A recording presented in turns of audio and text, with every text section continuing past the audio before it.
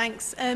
Yeah, as Stella just said, I'm here to talk about what companies want, what we look for in translators. I'm also going to talk a little bit about work placements, because I know a lot of you are probably studying to become translators, and part of many of the courses nowadays is a requirement that you do a work placement in a company. So I'm going to talk a little bit about that, but mainly about what companies look for in translators. Okay, I'm from Atlas Translations. We're a translation company based in Covent Garden. We formed in 1991. As I said, we're in Covent Garden, and quality is one of our main things that we pride ourselves on, really. We've got the ISO 9001 quality assurance, and we were also one of the first companies to get the new BSEN translation standard, which we're really proud of, and we're really pleased, and it also reflects well on the translators that we use. We provide a wide range of language services. When we started off in 91, it was mainly translation. We did a little bit of interpreting, bit of proofreading, bit of typesetting. But then as our customers' requirements grew, so did our need for more suppliers. So now we offer lots of things. We do a lot of different interpreting. We do BSL interpreting. We do a lot of other services. So as well as having translators on our books, we've also got a lot of other people who specialise in other things, such as copywriting, Americanisation, things like that. Okay, so who are we really? In-house, there is a team of project managers who are all have all done language training, whether it's a master's, a BA, or something in languages. We also have our work placements. Then we have our director, Claire, and then we have our accounts manager. And on top of that, we have over 6,000 freelance suppliers who are on the end of the phone or the email. Now, they're not all translators or interpreters. As you saw, we do a wide range of services, so there's a lot of suppliers for those things as well. Okay, our work placements. Firstly, why do we have work placements? Well, we think that the need for companies to have work placements is growing every week, really. We're really pleased with our work placement scheme. We only take work placements on for a minimum of 3 months. It seems like quite a long time, but we feel that it's the best sort of time span for new translators to really show them what companies do, what translation's like from the other side. So it shows them how we deal with urgent translation work, how we deal with the clients, and it gives especially new translators a really good idea of what things they can expect to hear from a translation company. Rather than just being thrown in at the deep end, they're used to sort of talking to people on the phone, they're used to emailing people and the sort of deadlines that they can expect. Who are they? They're a real range of people. We have a lot of the courses throughout the UK. They have a work placement as a part of their course. You know, you have to do, I think for most of them it's like 100 hours as a work placement to pass your master's degree. But a lot of our students are from abroad as well. We have a lot of students who come to us who are part of the Leonardo da Vinci scheme, and we have a lot of students who just come to us because they've done their degree and they want to know a little bit about translation, see if it's the right way for them to go. So they come and work for us. And what do? Well, our work placements are a massive part of our team. They're really valuable. We really appreciate their work, and they're great. What do? They do what we do, really. They do what the project managers do. They really get stuck in. You know, we don't get them to make the tea and do the filing, although they do that very well. But we get them to, they contact suppliers. They're in charge of maintaining our supplier database. They proofread work when it comes back. One of the things that we can't really ask them to do is any translations that are going to be given to clients, because they're not qualified. Although they're doing the master's or whatever degree it is that they're doing, they're not actually fully qualified and experienced translators. But what we can do for them, if they're interested in it, is when we get a piece of work in their language combination, we can send it out to our professional translators, but they could also do it for fun. And then when the translators send theirs back, they can compare theirs against it and see how they're getting on, and if they're on the right sort of level, and what sort of mistakes they're making. So it benefits us as a company because we have an extra pair of hands, somebody else to answer the phone and somebody else to be part of our team. But it also benefits the work placements because they get an idea of what companies want from translators, so and an idea if it's the sort of field that they want to go into. It's a really essential part of our company and we really enjoy having them, and I think that they all enjoy coming because it is a minimum of 3 months. They get to become part of our team and they get to know us. So is it worth it? I did a work placement as part of my master's degree, and it was definitely worth it for me because I ended up getting a job out of it. So that was really beneficial. But it showed me that I wanted to be sort of on the other side of the translation industry. I wanted to be project management side of it rather than translation side of it. But a lot of the people who come to us, it reinforces their opinion that they do want to be translators. And a lot of them have gone on to work in the translation industry, some as project managers, some as in-house translators. One of our Polish placements, she's gone back to Poland now and she's working in-house as a translator in-house. So I would say it is worth it. It's definitely worth doing. Project managers would be your main point of contact as translators. We're also, in our company, we're also the main point of contact for the clients as well, which I know isn't the same in every company, but for our company, the project managers deal with the clients and they deal also with the translators, which I see as a benefit, because if I can talk to my client, it says here we deal with client management and customer care. Now, part of our client management is educating the client. Lots of clients don't understand translation. They think they can send you a document, you put it in some fancy machine and out pops a perfect translation, which we all know doesn't happen. You know, it takes a lot of skills and a lot of time. So part of our job is to educate the client into what translators do, how hard they work, and it goes for interpreters as well. And so educate them. And it's also good because we deal with the clients and we deal with the translators. So if I talk to my translator and there's a particular thing they're not too sure about in the translation, I can go directly to the client, clear it all up and get it all sorted out really quickly. So I'm that sort of link, well, all of our project managers, we're the link between the client and the translator. We are responsible for the whole project from quotation to completion. So if somebody sends us an awful document to translate, which is all handwritten, you can hardly read any of it, we have got the power that we can, charge more or allow more time, things like that. So we deal right from the start, dealing with the translators, dealing with the client, right up to the end of the project. So we know that everybody knows who they can come to. So the translators know they come to me, the client knows that they can come to me as well. We establish and we review the timelines. A lot of our clients, especially our sort of clients who are based in the city, everything needs to be done yesterday. Everything is mega urgent. Although they've spent 2 months writing this wonderful document, they expect it to be translated in 10 minutes. So it's part of educating clients as well, for sort of sticking up for our translators. Really, that's our job, and talking to them and saying, look, realistically, if you want 10,000 words by 9 o'clock tomorrow morning, we're going to have to split it between several translators and giving them all the different options. We work for you, we work for the translators, so we try and get you the best deal that we can do. Part of our job is to select suppliers, and we're lucky, Atlas is lucky, we've got an excellent database. I'm sure all the other companies have as well, but we've got an excellent database, which means we can select suppliers not only based on their language combination and their rates, but we can also select based on their specialisms. So it just saves us time and your time as well. So if a medical document came in, it means I could go straight to my medical translators rather than having to ring through all of our list of, say, French to English translators and bothering all the people who are busy doing their legal translations or something. So it's a really helpful tool for us.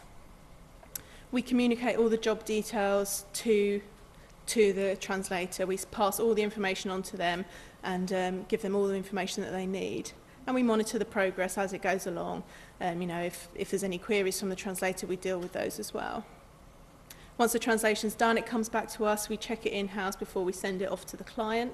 And then we follow up and review with the client. Some of the clients don't really care. they just send us the work and we get on with it and send it back to them.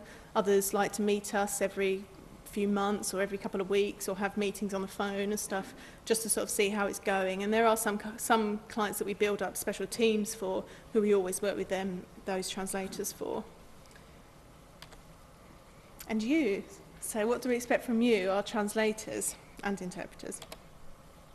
Well, we expect well-presented and up-to-date CVs from our translators. That we need to know what your qualifications are, what your experience is, what software you use, what subject areas you specialise in. For example, if there's something that comes in a PowerPoint file, if you can't work in PowerPoint, then obviously I can't send you the work. But if you don't tell us that, then I will probably contact you anyway. So it's important that you keep us up to date with what software and things you have.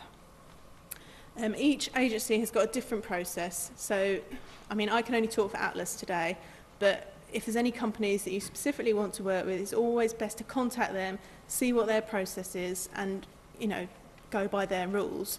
For example, our process is an online application form which we ask people to send in. We ask, don't send us your CVs, go onto the website and fill in the application form, whereas other companies might want you to send them your CVs. So it's best to check with the company before you just randomly send your CV to hundreds of companies. Always include your rates in the local currency. It's always really helpful, because if I'm looking for a translator and you haven't got your rates, it's much quicker for me to go with somebody who has got their rates. So if you provide as much information as possible, it really helps out our job, and it increases the possibility of us contacting you for work. Do tell us about any interest that you have, or any information that you think might be useful.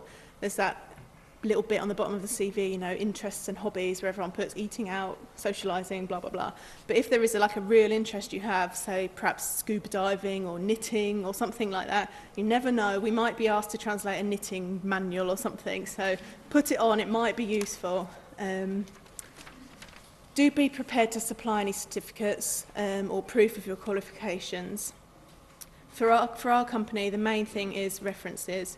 We need 3 referees before we can approve your application. So it's really important that you provide 3 referees, and that they are industry-related referees, that they're not your brother's girlfriend who can say that you're a really nice person. It's important that they are people you've done work for and who can vouch for your translation skills. Consider if you can offer anything else. You might be a translator, but you might also really perhaps like proofreading in your own language, or you might like, you might be able to do notarization, you might be good at editing documents. If you can do these things, please tell us, add it to your data, add it to your CV, add it to your application, because it's always something else we could contact you for. But if you are going to say that you can do it, put your rates down as well, so that we know that we can contact you for that work and how much you charge. And the procedure at Atlas is, as I said, we've got an online application form which we need people to fill in full. It's basically all the information that's on your CV, but it just saves us a lot of time, and it saves you a lot of time in the long run, really, because you fill in the application form, it goes directly onto our database. So as soon as our wonderful work placements have approved you, gone through and checked your application, then we can start using you straight away, and all the information we need is on there: your rates, your holiday dates, your contact details, everything. We approach all of your referees, we wait for the responses. Presuming it's all okay and they're all glowing references, we can then approve you, and then we can start working with you. Once we have approved you, we'd always let you know. But if there's anything that changes, we'd always ask you to keep us up to date. I mean, there's absolutely no point us having a record for you if you then move the next week and don't tell us, because we'll be ringing your old number or sending things to your old email address. So you must keep us well informed of all your details and everything. Okay, the perfect freelancer. What do we expect from our freelancers?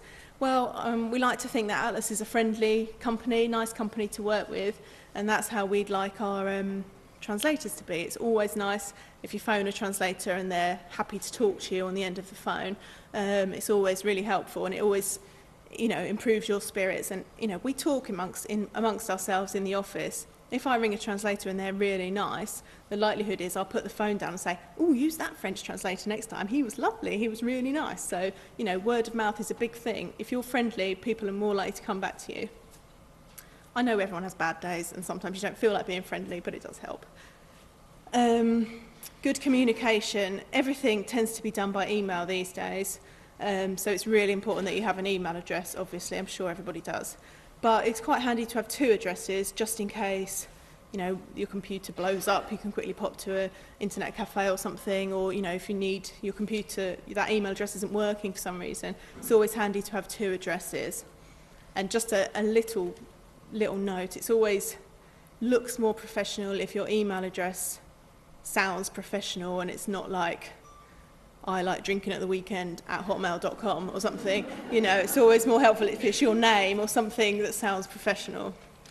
Yeah, we expect good communication in email contact. So if we email somebody for a job and then we don't hear from them for the next 3 hours, the likelihood is we will have placed it. So that means they will have missed out on the work. Whereas if you're quick to respond, you know, the likelihood is you will get the work. If there's any problems or delays with any work that you're doing, I'm just talking about Atlas, but I'm sure it goes to every other company as well. If there's any problems or delays with the work you're doing, do keep in touch with the translation company. It's really important. We'd much rather you rang us and said, oh, you know that job that I'm doing for 5 o'clock this afternoon? Well, you never guess what, the dog's just been sick, I've got to take it to the vet, so I'm going to be half an hour late. We'd rather know then than at 5 o'clock when we're ringing you going, where is the work? We need to send it to the client. We'd much rather know beforehand so we can pass it on to our client and let them know, keep everybody happy. We also like all of our translators to be computer literate. I mean, it goes without saying, everything's done on the computer these days, so you need to be able to work on a computer. You know, make a note of what file formats you can work with. There are, you know, all sorts of things, PPT files, TIFF files, things like that. A lot of files at the moment, I don't know why, they all seem to be massive and take ages to send by email. So we tend to use a lot of FTP sites, or we use things like yousendit.com, which is a really handy website where you can upload big files, and then the person you're sending it to will get an email with a link in it. They just click on the link and the file downloads really quickly. It's excellent, saves a lot of time. And WinZip, things like that. We also expect our translators, if they're not familiar with things like this, to be open to learning about things like that. If I say to you, I want you to zip the files up and send them back to me, I don't want you to like have a little panic on your own and think, I don't know how to zip it up, oh no, what should I do? I'd much rather you told me. It'd take me 5 minutes to talk you through something, how to do it. You'll know then for next time, and I'll know that you know it, so I can use you next time. So it saves us all a lot of time. Be open and honest with us. And, you know, we're open and honest with you as well. Trados is another thing. You know, if you use any translation memories, let us know. Clients are getting more and more aware of Trados. They obviously always want to save money wherever they possibly can, and time. So, you know, they're hearing about Trados, so they're hearing about these magic tools that make the translations really quick. So if you've got Trados and things like that, let us know, because for some clients, we have to use it. And if you don't have it, we can't use you. Another thing is keep an organised filing system. Filing is horrible. I'm sure everybody hates it, but it's really important. It helps you keep track of your assignments. I think legally you're supposed to keep it all for 6 years anyway, backed up. And keep a backup of all your work. You never know. We might come back to you and say, oh, you did a translation for us last March. Here's an updated version of it, and it might just be useful for you to refer back to the old version of it. We would have it as a translation company, but it might be helpful for you in case you've made any particular notes on it or things like that. So always keep an organised filing system and a backup of your work. We also expect the translators, to sort of, if they've got any queries, to look into them themselves, see if they can resolve any queries themselves, ask fellow translators, have a look on the internet, things like that. If there's, you know, any queries that you can't resolve yourselves, of course we are there. You know, ask us, that's what we're there for. We are there, and we will go straight back to the client and ask them for you. We'd much rather you do that than sit at home worrying about it. Follow any instructions given, and we send purchase orders out with all of our work, with all of our instructions on them. So if the client wants the translation all in red capital letters for some reason, make sure you follow the instructions and you do it, because if you don't, it will come back to us and we'll be like, great, we've got to change all of it to red capital letters now because they didn't do it. So then the next time we're looking for a job, we might see your name and think, they did a really good job, but they didn't follow the instructions, so shall I use them? I'm not sure. So it's all about, follow the instructions that you've been given. A really important part of being a translator is being able to give and accept feedback. It's one of the things that we find translators find the most difficult. If we have to get your translation work proofread, it's nothing at all to do with you as a translator. It is simply because the client has asked for a separate proofreading stage. So we give it to another translator who is just as qualified as you, has all the right specialisms and everything. They proofread the work, they make constructive feedback on it, they make changes.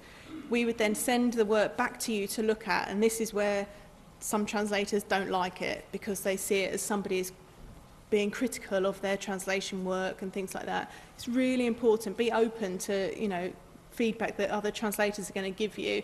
They might have translated one term in a much better way than you have. It doesn't mean that your way is wrong. It just means that the other way might be better. So always be able to accept it and be able to give it as well. It's a really helpful thing as a translator, and it's a really good thing to help you grow as a translator as well. One of the other main things as well that we like people to be is honest about the workload and your capabilities and specialisms. If I phone somebody this morning and say, I really need 5,000 words done by 5 o'clock, oh yes, I can do it, send it to me. So you think, fantastic, this person's going to do all of it, that's great. So you send it to them, and then at 5 to 5 they say, oh, I've only done 1,000 words of it. It's a nightmare.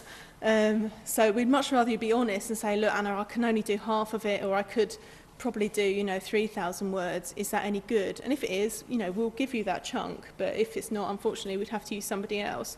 It doesn't mean, if you turn down work, it doesn't mean we won't use you again. It just means that you're being honest and you're being helpful to us to say, I can't take it this time, but contact me next time, I might be able to help you.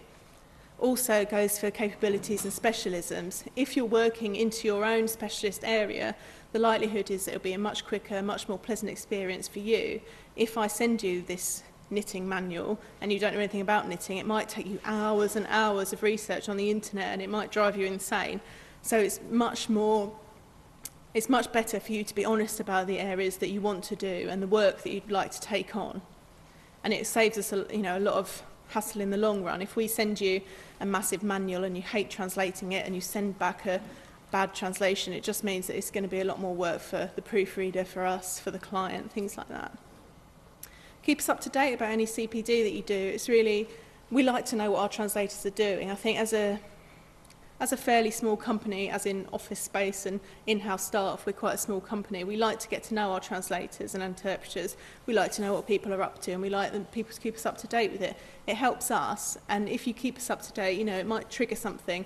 Oh, I know that translator said they were going on this course, or maybe they'd be interested in doing this course that we're running, and things like that. So it's always really helpful to know. One thing that's important for us is that you agree the rate before the work is started, and you ask for confirmation. We ask all of our translators and interpreters to provide us with their rates anyway on the database, but we will always check it. So we'll say, oh, so you're doing this work, is this much money per 1,000 words? Do we agree on that? And if you don't agree, let us know. We'd much rather you let us know before the work has gone ahead. Otherwise, we'll get to the end of the project, we'll get your invoice and be, well, that doesn't match with our purchase order, why not? And they say, oh, it took me a bit longer, so I thought I'd charge you another £300. Well, sorry, you can't do that, unfortunately. We need to agree all prices and everything like that right from the start, then everybody knows what they're talking about and what they're playing with. Invoices and payments, this is a really big part of being a freelancer. Unfortunately, you get to do the bit that you all enjoy, the translation, but you also have to do all your horrible accounts and things like that as well. As I said, confirm the rate in writing before you take on the work. Think about any additional costs. Are there going to be bank charges? I mean, if you're based abroad, you know, you'll have to pay bank charges, things like that. Maybe that means you want to put your rates up a little bit higher. If I ask you to send me something by post and I ask you to send it special delivery, get it in writing that I agree that you can charge us to send it special delivery, things like that. Agree everything in writing beforehand. Every company has different invoicing systems, so it's always best to check with every company that you work for what they prefer. We prefer each translator to send us one invoice per month.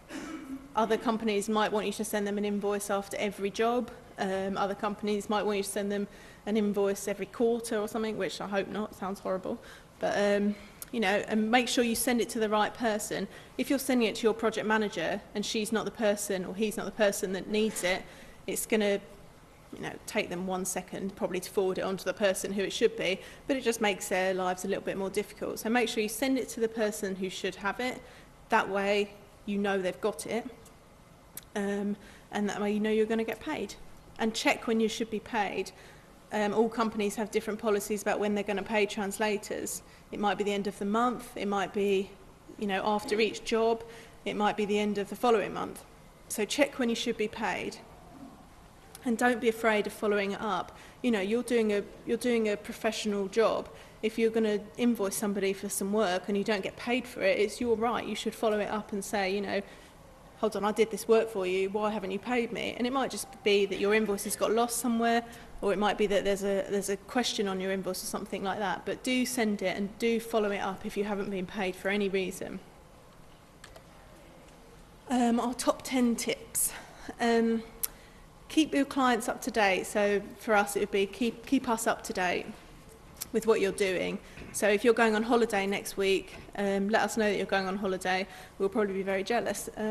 So just let us know, but don't keep us up to date too often. You know, don't say, oh, I'm just popping down to make a cup of tea, I'll be back in 10 minutes. You know, gets quite a lot when you've got 6,000 suppliers. You know, we can't keep a track of everybody's cups of tea. But yeah, so do keep us up to date. We had one translator who broke his arm, so he was still working, but he was just a bit slower typing because he was just on one hand. So he told us, you know, oh, I'm still in my plaster, but I'm still working, please send me work. So do keep your translation companies up to date.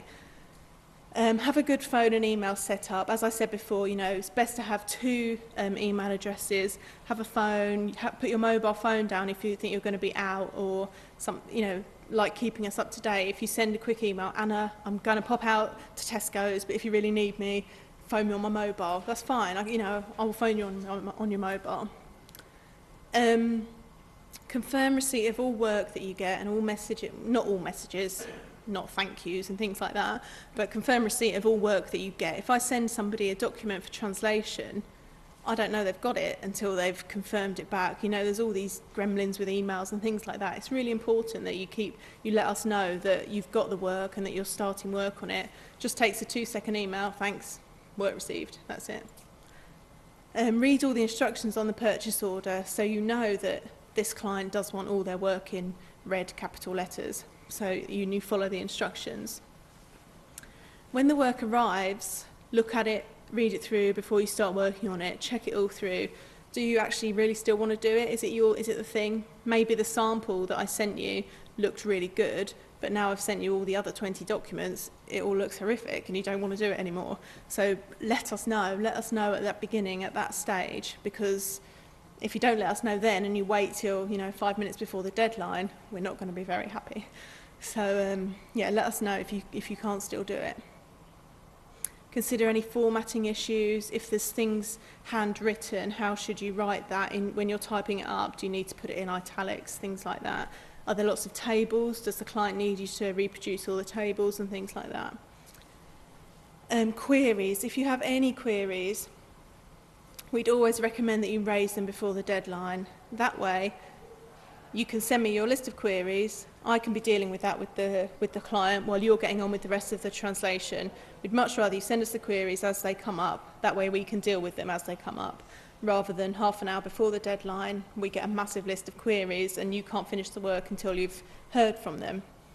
But then it goes on to the next point. If there are any remaining queries, perhaps you've asked me to clarify something and I haven't got back to you about it, return the work, but say clearly, Anna, on page 2 is that query that I raised. You haven't got back to me about it, so I'm sending it to you and I'm highlighting it in the document. Make sure that the translation company know what you're doing and how you're highlighting anything like that. Follow invoicing instructions, as I said. Make sure you send it to the right person and ask for a confirmation of receipt when you send it. That way you know Atlas has got my invoice, it's going through their process and it will be paid. And we all know what the process is. Invoice on time. We like our translators to send us one invoice at the end of each month because we then send a big batch of them off to our accounts. If you send your May invoice, say, we've just had a lot of our May invoices, if you don't send it till like almost the end of June, it probably won't get paid until the end of July. So it's important that you send it when it's due. And you follow any instructions that we've asked for on it. And that's it. So if anybody's got any questions, I'm happy to answer them or try and answer them.